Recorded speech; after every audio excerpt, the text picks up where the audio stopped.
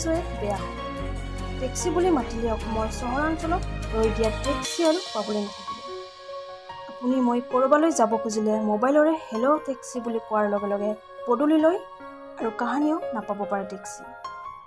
আমি ক'বলৈ লৈছোঁ ওলা উবেৰ টেক্সিসকলৰ বিষয়ে। ৰেডক্ৰছে গুৱাহাটীৰ দ্বিতীয় অফিচৰ পৰা জানিব পৰা মতে গুৱাহাটী মহানগৰীত প্ৰতিদিনে প্ৰায় 12,000 ওলা উবেৰ টেক্সি চলে। ইয়াৰ ভিতৰত 2,000 টেক্সিৰহে ওলা উবেৰ চলোৱাৰ পাৰ্মিট আছে আৰু প্ৰায় 10,000 টেক্সি বাহিৰৰ পৰা আহি গুৱাহাটীৰ পৰা অসমৰ বিভিন্ন যাত্ৰী কঢ়িয়াই আছে। এইবোৰক নিয়ন্ত্ৰণ কৰিবৰ বাবে বিভিন্ন পদ্ধতি আৰু কৌশল ব্যৱহাৰ কৰিছে বুলি জনাইছে। এইবোৰ পৰা মতে বিগত 2019 বৰ্ষত কেব আন্দোলনৰে পৰা ওলা উবেৰ টেক্সি চালকসকলৰ অৱস্থা পানীত হাঁহ নচৰা হৈছে। চন 2019 চনত কা আন্দোলনৰ কাৰণে অসমত ইণ্টাৰনেট কৰ্তনকে ধৰি সান্ধ্য আইনৰ লগতে সম্প্ৰতি 2020 আৰু 2021 বৰ্ষত কৰোনাৰ বাবে লকডাউন চলি থকাৰ পিছত ওলা উবেৰ টেক্সিসকলৰ চৰু উদং হোৱা পৰিলক্ষিত হৈছে।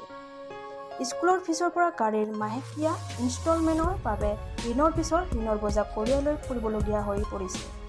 অথচ জীৱিকাৰ একমাত্ৰ আহিলা টেক্সিখন চলিবলৈ নাই। চৰকাৰে ওলা উবেৰ চালকসকলৰ কৰুণ বিননি আৰু মনৰ কথা ইমান দিনে উপেক্ষা কৰি থকাৰ প্ৰতিবাদত অহা 1 আগষ্টৰ পৰা গুৱাহাটীত এখনো ওলা উবেৰ নচলোৱাৰ সিদ্ধান্ত গ্ৰহণ কৰিছে বুলি ৰবিবাৰে ওলা উবেৰ চালক সন্থাই এক প্ৰেছ বিবৃতিত প্ৰকাশ কৰিছে। গুৱাহাটীৰ পৰা লিচা ডেকা আৰু নলবাৰীৰ পৰা আমাৰ সংবাদদাতা লাচিত প্ৰিয়াৰ সহযোগত নিউজ ডেস্ক ৰিপৰ্ট ত্ৰিভি অসম।